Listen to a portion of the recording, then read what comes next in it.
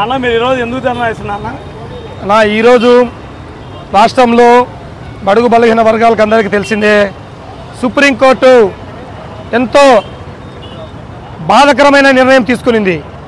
ఒకప్పుడు ఎస్సీ వర్గీకరణ చెల్లదని చెప్పిన సుప్రీంకోర్టు ఈనాడు కేంద్ర ప్రభుత్వానికి తల వంచి, సుప్రీంకోర్టు అంటే దేశంలోనే అతిపెద్ద న్యాయస్థానం, అటువంటి సుప్రీంకోర్టు 2 నాలుకలు 2 ద్వారాలలో నిర్ణయం తీసుకుందంటే దేశ ప్రజలు చాలా తల వంచాలి.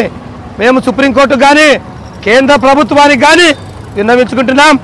అన్నదమ్ములుగా ఉన్న మమ్మల్ని విడగొట్టి మీరు వర్గీకరణ మీ ఓట్ల కోసం మీరు చేసుకుంటే రాబోయే కాలంలో కేంద్ర ప్రభుత్వం కానీ రాష్ట్ర ప్రభుత్వం కానీ పెద్ద ఎత్తున నష్టపోతామని చెప్తున్నాము.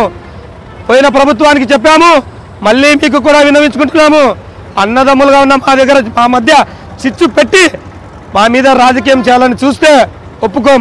వెంటనే సుప్రీంకోర్టు న్యాయవాదులు మాపై దయ ఉంచి వారు గ్రహించాలి ఏది మంచి ఏది చెడు. ఎందుకంటే దేశంలో వారికి మించిన నిర్ణయాలు తీసుకునే వాళ్ళు ఎవరు లేరు.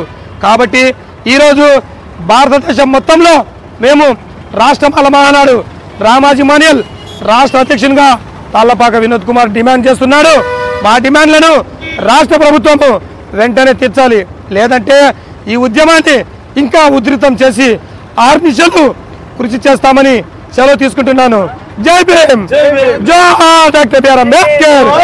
ఎస్సీ వర్గీకరణ వెంటనే, ఎస్సీ వర్గీకరణ వెంటనే ఆపాలి.